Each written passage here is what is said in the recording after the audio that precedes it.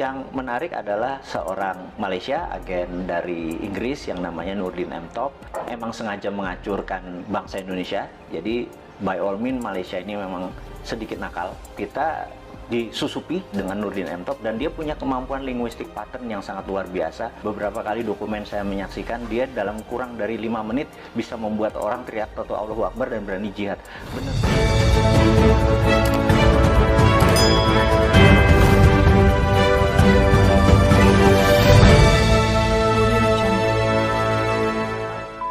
Mas Wowi, apa kabar? Baik, apa kabar Mas? Bosman yang sontoloyo. Ini ngetop banget, tapi mungkin anak-anak muda nih khususnya yang penonton Kui mungkin pengen kenal sih Mas Wowi ini sopo toh Mas? Saya itu singa tua yang luka. Kemudian daripada merusak, ya saya menulis. Kebetulan hobi saya adalah menulis dan saya adalah amateur writer kali ya. Amateur writer itu bukan karena komersial, tetapi karena setiap hari saya punya diary. Zaman dulu saya punya diary. Jadi sekarang sejak 2011 diary-nya saya pindahin ke Facebook. Cuman nama peristiwanya saya sadurkan supaya saya ada memori sedikit gitu ya. Nah saya heran kenapa buku harian saya dibaca orang, itu aja yang saya heran gitu. Ya, jadi kalau tanya siapa Bosman gitu ya, saya adalah amatur writer. Gokil, amatur writer tapi bisa memprediksi masa depan. By data, tapi always by data ya. Mas Wowi katanya pernah mewawancarai 400 teroris. Sebutin 5 tersangka teroris yang susah ketebak gitu. Jadi dari 2009 sampai 2013 saya memang aktif sekali di dalam membantu negara karena saya merasa terorisme itu adalah act of war, atau terorisme itu adalah tindakan perang yang terkecil. Jadi perang sel, dan dia menggunakan aksi teror atau menakut-nakuti. Tujuannya kalau di negara berkembang seperti Indonesia berbeda dengan sebuah aksi teror di negara maju seperti misalnya di Jepang itu. Kalau di sebuah negara maju, aksi teror dipakai untuk merubah kebijakan. Kalau di negara berkembang seperti di Indonesia adalah merubah pemerintahan. Jadi saya pikir ujung-ujungnya pasti memecah NKRI, dan darah merah kita langsung keluar kalau teroris ini arahnya merubah NKRI gitu ya. Know-how saya adalah bagaimana mengetahui pola pikir mereka kemana patternnya. Saya interviewnya interview biasa, mereka bahkan tidak menyadari bahwa itu adalah bagian dari interview. Bukan sekedar bukan collect data, bahkan kita ada cara untuk bertanya. Yang menarik adalah seorang Malaysia, agen dari Inggris yang namanya Nurdin M. Top, emang sengaja mengacurkan bangsa Indonesia. Jadi by all means Malaysia ini memang sedikit nakal. Kita disusupi dengan Nurdin M. Top dan dia punya kemampuan linguistik pattern yang sangat luar biasa. Beberapa kali dokumen saya menyaksikan dia dalam kurang dari 5 menit bisa membuat orang teriak Toto Allahu Akbar dan berani jihad. Bener-bener cara pengerubah itunya, dan itu menggunakan dengan waking hypnosis, alias dia tidak mempengaruhi orang yang tutup mata tidur gitu ya, seperti yang di komersial itu. Dia nggak kayak uya-uya ya. Dan itu kelihatan masih rendah memang ilmunya yang menggunakan tidur itu hipnosis. Tapi waking hypnosis itu benar-benar sadar, mata terbuka, kesadaran penuh, dan dia menggunakan linguistik pattern yang sangat luar biasa. Polanya saya pelajari, saya bilang gila nih orang, 5 menit aja anak.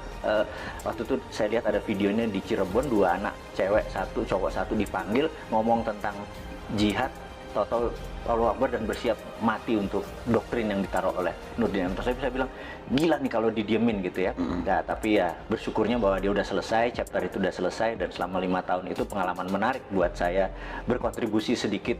Bukan saya adalah bagian dari lembaga tertentu, tapi ini adalah berkontribusi sedikit bagaimana supaya terorisme yang mengatasnamakan agama, yang mau mecah belah NKRI sekarang bisa dikatakan sudah selesai. Tapi yang jelas yang menjadi pahlawan menurut saya adalah Pak Tito Karnavian, orang-orang yang di dunia kepolisian saat ini yang dialah actionnya ya. Kalau saya kan cuma polanya atau patternnya atau mindsetnya saja yang saya pelajari.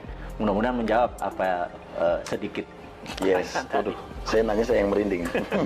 Nah, Mas Wowi, pertanyaan ketiga kan, Mas Wowi pernah bilang nih, orang-orang harus paham cara dunia ini bekerja. Bisa nggak sih Pak di-share poin terpenting, minimal kita sebagai orang awam tuh harus ngerti apa sih maksudnya gitu, dunia ini bekerja tuh seperti apa gitu. How the world work, bahasa Inggris susah bener ya. How the world work. Ya, gitu.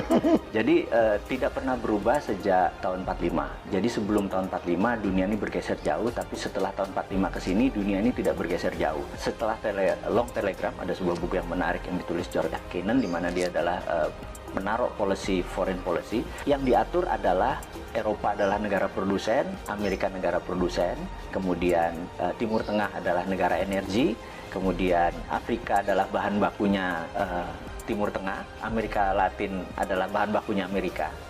Kemudian Asia seperti Indonesia, Asia Tenggara, India, dan China adalah market. Kalau market itu tidak boleh miskin, tidak boleh kaya, gitu ya. Nah, kalau negara produsen harus kaya. Negara sumber bahan alam tidak boleh kaya. Bahkan harus lebih miskin daripada negara market, gitu ya. Itu memang disetel seperti itu.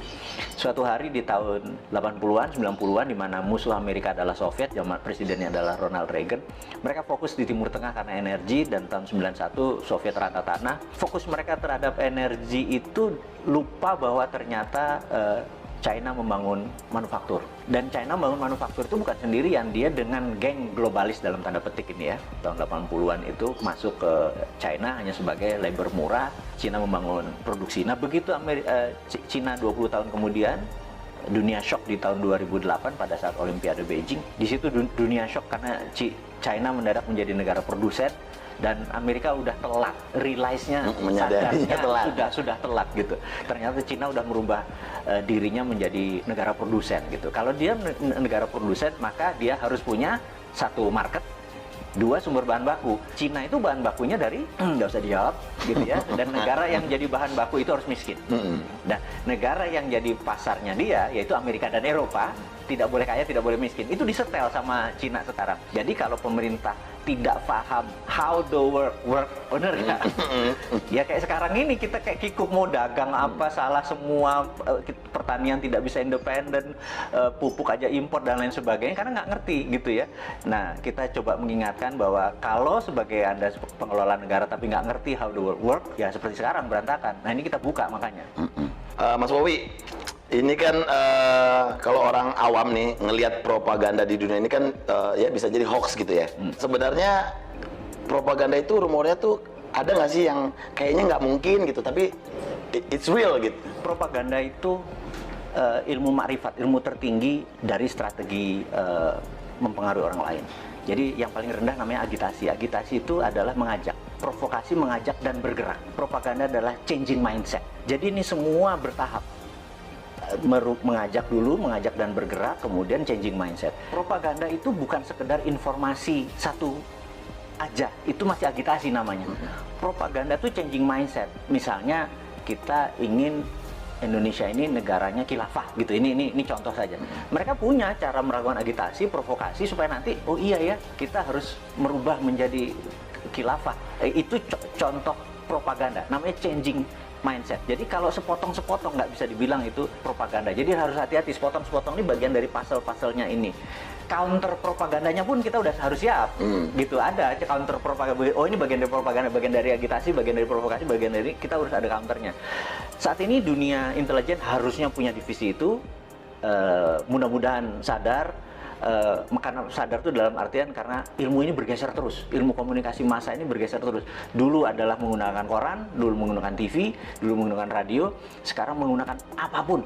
Jadi sekarang ini perangnya bukan battle ground, bukan perang ground, tapi battle space.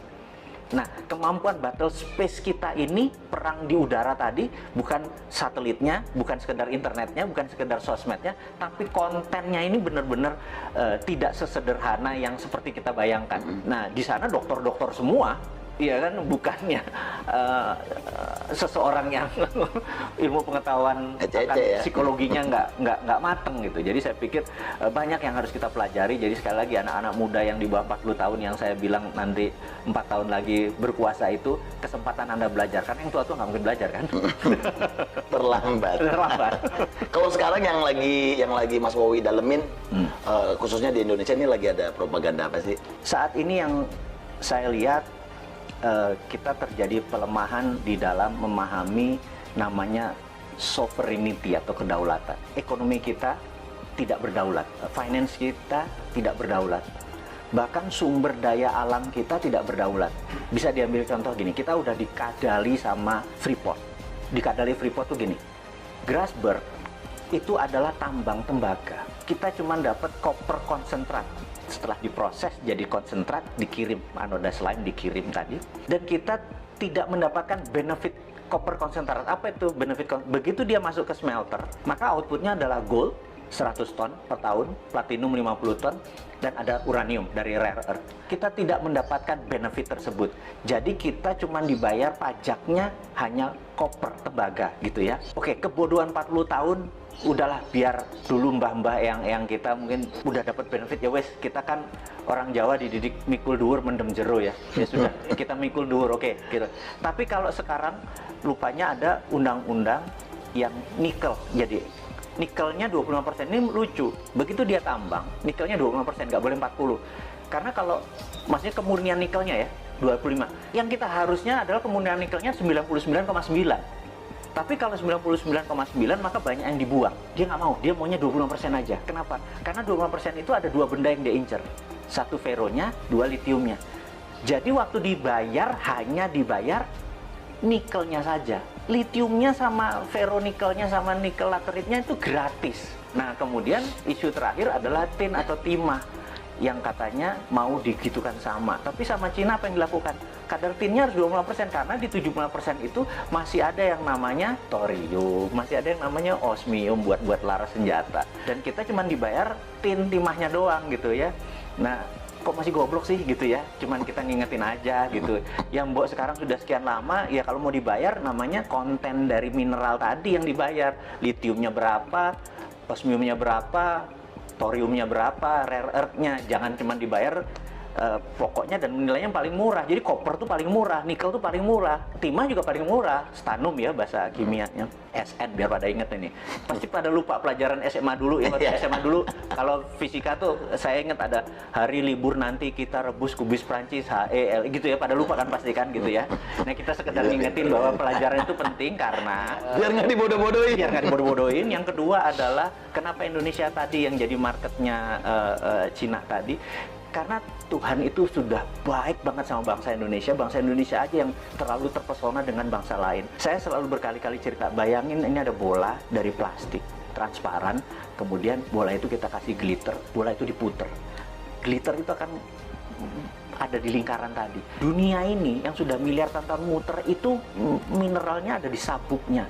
Karena itu Nusantara dengan hampir sekian panjang wilayah itu menghasilkan seluruh mineral itu. Jadi 130 unsur mineral yang ada di tabel periodik itu ada semua di Indonesia. Dari mulai rare earth, tanah jarang, segala macam. Dan ini adalah hanya ada di Indonesia loh, gitu. Kenapa kita masih terpesona sama bangsa lain? Ini aja digarap. Kalau kita mau berdaulat, kita buat aja namanya metal road gitu atau mineral road gitu ya. Dulu kan ada spice road misalnya gitu, jalan rempah ya, kita jalan mineral karena kita the only country yang punya itu semua di dunia ini. Itu yang membuat generasi nanti ya, yang 4 tahun lagi berkuasa tadi, ambil itunya Jo, gitu ya. Jangan lu pikirin yang tua-tua ini. Iya.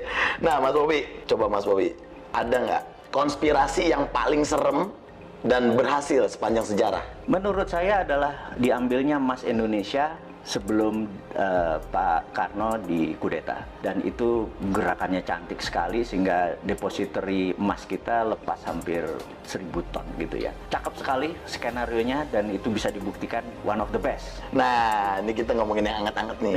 Kemarin nih kayaknya Pak Bos lagi marah-marah sama menterinya nih, ya kan? Gimana Mas Bowi menanggapi statement Presiden kemarin yang kayaknya bakal ada reshuffle kabinetnya, gimana? Kalau saya lihat tujuannya Pak Presiden adalah mengingatkan, jadi early warning untuk semuanya bergerak. Tapi kalau kapabilitas dan kapasitasnya memang tidak ada, menurut saya dalam 2-3 bulan ke depan benar-benar diganti secara fisik. Saran saya, karena ini bukan biasa saja, ini udah extraordinary, jadi udah bukan extraordinary lagi, udah extraordinary karena economic at war. Di dalam economic at war itu hampir no law, nggak ada hukum. hukumnya adalah survival of the nation, hukumnya. Jadi gimana bangsa ini supaya survive. Jadi jangan, survive-nya harus cara kayak gini, nah itu lagi normal. Sekarang nggak peduli cara, yang penting bangsa ini survive, intact, utuh, dan cepat. Yang diganti saran saya adalah semuanya. Semuanya. Bedol desa ya? Bedol desa. Semuanya bongkar ya? Benar. Nah, kalau menurut Mas Wowi, 5 negara yang punya sistem pemerintahan paling oke. Saat ini menurut saya negara yang paling oke adalah Cina. Karena struktur Cina adalah single party, partainya satu, yaitu PKC, Partai Komunis Cina, dan di dunia ada 7 negara yang single party, salah satunya Meksiko. Jadi dengan adanya single party, mereka bisa orang yang menjadi pemimpin itu benar-benar orang yang memang bukan 5 tahunan, memang punya karir dari bawah ke atasnya baik. Jadi bukan komunisnya, sekali lagi ya, yang itunya ya. Jangan salah persepsi ya. Kan? Karena yang single party country. Jadi saya berharap suatu hari Indonesia akan mengadopsi itu, revolusi lagi, bener nggak? Sekarang kebanyakan ya? Sekarang terlalu banyak gitu ya. Karena 2-3 pun akan terus seperti Amerika, tapi seperti Meksiko kita tahu dia single party country. Itu saya usulkan one of the best solusi adalah single party country, di mana mereka mau yang menjadi abdi negara, mau jadi public servant, memang berkarir dari bawah gitu ya. Dan jadi antara country dengan party atau partai menjadi satu. Itu tadi baru Cina tuh. Ya pokoknya yang single party country ya. Kita googling bareng-bareng. Iya. Nah itu, makanya jangan apa-apa lengkap. Nah, ya benar. Teman-teman biar belajar ke Wikipedia, bener nggak? Bener. Nah, pertanyaan terakhir. 5 figur paling cocok sebagai pemimpin Indonesia versi Mas Wowi. Jadi satu yang di 2024 saya harapkan adalah satu muda. Anak-anak muda ya? Iya, muda kalau bisa milenial. Milenial artinya tidak lebih 44 tahun. Yang kedua adalah dia nasionalis, jadi bukan globalis. Ketiga dia harus religius, gitu ya. Terus dia percaya pada pluralisme, perbedaan, dan sangat toleran. Jadi ya, kalau ada di dalam satu figur, dia adalah figur yang paling cocok memimpin negara ini. Mantap. Mas Wowi, thank you banget waktunya, sukses. Pokoknya kita tunggu nanti ocehan-ocehan dari Mr. Bossman, ya kan, yang selalu kontroversi tapi menarik untuk diikuti. Sekali lagi thank you buat waktunya di Kuy Entertainment. Thank you.